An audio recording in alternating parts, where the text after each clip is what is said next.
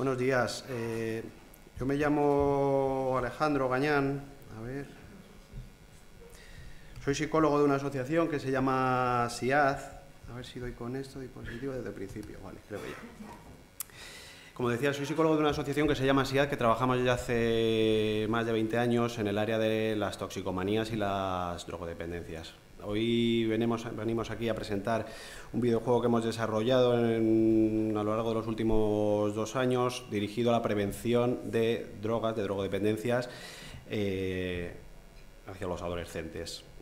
Os voy a primero comentar un poquito y muy rápidamente el marco teórico de nuestro trabajo, cómo se previenen drogas, cómo ha sido la evolución de este trabajo, de la prevención de drogas, desde los años 80 hasta la actualidad. Los que ya tengáis una edad, que sois casi todos por lo que veo, recordaréis algunos de las campañas publicitarias que hacía la FAD y el Plan Nacional sobre Drogas para prevenir drogas en adolescentes. Yo recuerdo cuando yo iba al cine de pequeñajo con mis padres y al final o al inicio de cada película aparecía aquel no en la pantalla, no a las drogas. La manera de abordar este tema de las drogas en ese momento es dentro del binomio drogas-individuo, el foco se ponía en las drogas. Las drogas se asimilaban a la muerte, pues bueno, en contra de lo que era la vida, y estaba todo basado un poco en el miedo. No te acerques a las drogas, no las toques, porque esto significa muerte. Acordaos también de aquel anuncio de la raya de cocaína, parecía un gusano que se metía por la nariz. Esto fue por los años 80, cuando ya empezaron los 90, se cambió el enfoque teórico y se empezó a hablar de drogas o a trabajar de drogas con los chavales desde el punto de vista de la información, de las consecuencias de las sustancias, qué es lo que pasaba si consumías tanto en el aspecto físico como en el aspecto familiar, el aspecto social, el aspecto comportamental. Ya a partir del año 2000 y algo, se vio que esto tampoco es que funcionara demasiado, sobre todo porque cuando entran las nuevas tecnologías e Internet, pues la información sobre las consecuencias de las sustancias las teníamos todos, las tenían todos los chavales también. Y entonces se empieza a trabajar desde otro punto de vista. Ese foco deja de ponerse en las drogas y se empieza a poner en el individuo. Se empieza a barajar la posibilidad de que en el fondo lo importante dentro de la prevención es la educación, es hacer personas más fuertes a la hora de enfrentarse a determinadas situaciones de riesgo. Entonces ahí ya la FAD empieza a hablar de la educación lo es todo, y la última campaña que ha salido hace unos meses también de la Fundación de Ayuda contra la Drogadicción, pues viene a comentar que después de 25 años trabajando en el mundo de las drogodependencias, todos nos hemos dado cuenta de que lo importante es trabajar con las personas y dejar de alguna manera las sustancias a un lado. Este marco teórico, que se ha dado a llamar habilidades para la vida, lo que pretende es fomentar o desarrollar los factores que protegen a los adolescentes para desarrollar comportamientos de riesgo. Supone el entrenamiento en una serie de herramientas cognitivas, sociales, emocionales, para que ellos, como decía antes, pues sean más fuertes cuando tengan que enfrentarse a determinadas decisiones que por su edad evolutiva pues tengan que vivir. El objetivo, esto es un marco teórico que está también respaldado por la Organización Mundial de la Salud, por la UNESCO, y el objetivo es mejorar la capacidad de las personas para manejar los factores que influyen en su salud y en su bienestar. ¿Cuáles son estas habilidades para la vida? Se suelen dividir en 3 tipos. Habilidades sociales, donde podríamos hablar de asertividad, de estilos de comunicación, defender tus derechos sin agredir al otro, maneras de solucionar conflictos, maneras de relacionarte en el grupo, roles dentro del grupo. Otro segundo cajón serían las habilidades emocionales, donde está pues la inteligencia emocional, reconocimiento, gestión de emociones, empatía, autoestima, control de impulsos, autocontrol, resiliencia, que es un concepto que está ahora muy de moda, que es la capacidad de superar determinadas situaciones adversas de una manera adecuada.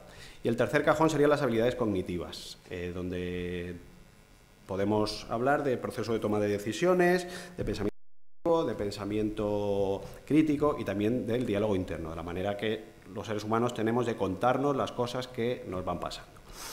Aparte de estos 3 cajones, dentro del ámbito de nuestro trabajo también hay unas áreas transversales, como son la conceptualización del mundo de las drogas, donde aquí se hace más hincapié, no tanto como decíamos antes, en las consecuencias, sino en la diferencia entre usar, abusar y depender. Lógicamente con adolescentes hay que andar con mucho cuidado, de saber la edad y las características de los alumnos con los que estás trabajando para no crear una incertidumbre o incluso fomentar ese consumo. Pero cuando ya sabes que están teniendo contacto con determinadas sustancias, con alcohol, con tabaco, con cannabis, pues bueno, de lo que tratamos es que ellos aprendan la diferencia, que entiendan las señales, que les hagan ver cuando una persona está empezando a desarrollar un problema de drogas.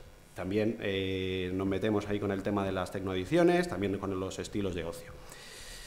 Y también otra área transversal sería el ciclo de la violencia, los estereotipos sexistas, racistas y el papel del espectador.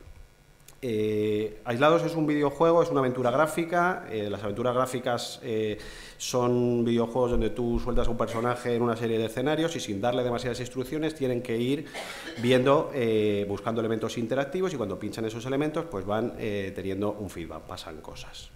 Está muy basado en Monkey Island, que es una de las grandes aventuras gráficas. Y el marco pedagógico, el modelo teórico pedagógico en el que nosotros también nos basamos es el aprendizaje experiencial.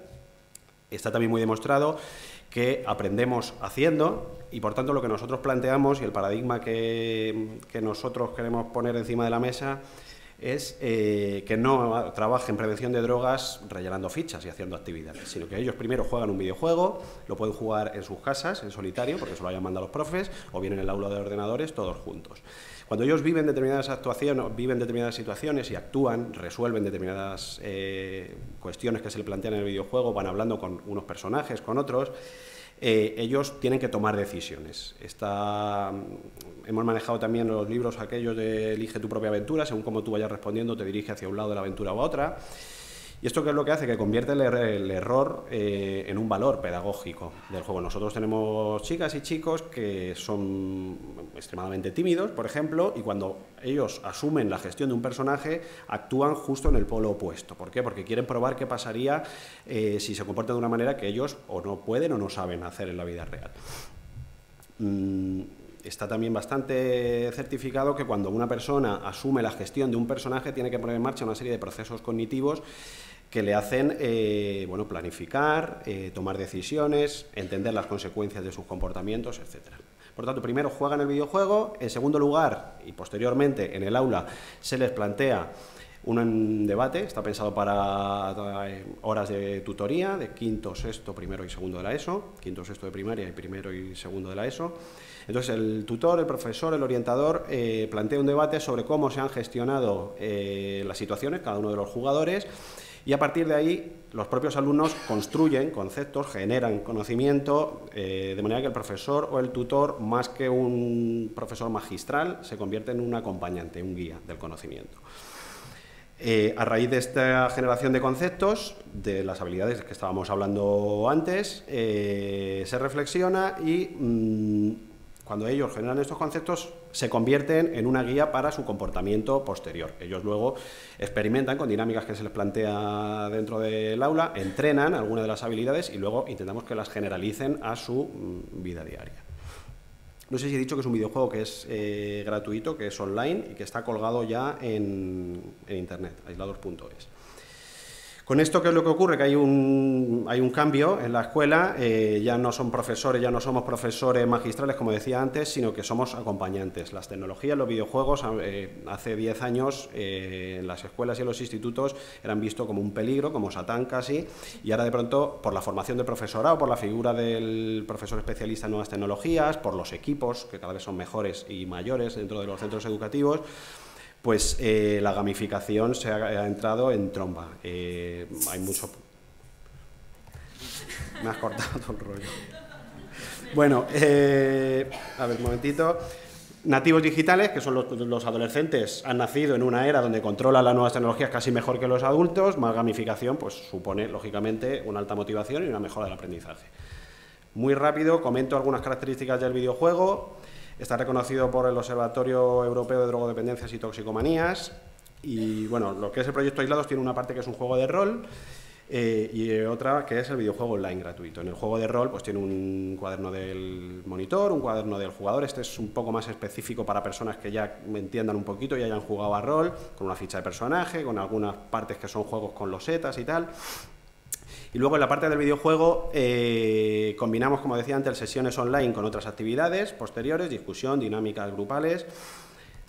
El acercamiento, el chaval cuando juega al videojuego ya se le hace algún acercamiento a alguno de los contenidos que posteriormente van a ser trabajados en el aula, pero en clase es cuando se profundiza. Como decíamos, se van explorando escenarios, se buscan elementos interactivos, tienen misiones a corto plazo, a medio plazo, pueden ir pidiendo pistas. Otra cosa que es también muy interesante es que nosotros utilizamos los personajes no jugadores. Solamente lo del educador voy a contar, ¿vale? Hay minijuegos, hay retos, hay pruebas, hay eventos. Y luego para educadores, pues aquí hay educadores que trabajan en centros educativos de manera gratuita, solamente primero te tienes que registrar, das de alta a tu grupo de alumnos y con ese proceso tú luego puedes obtener información sobre el rastro que han dejado los alumnos. Esto nos sirve para preparar qué contenidos son prioritarios. Si yo sé cómo han respondido a determinadas pruebas, podré conocer en mi grupo qué necesidades tienen. Se hace ese análisis del rastro y posteriormente pues se trabaja en el aula con una guía didáctica.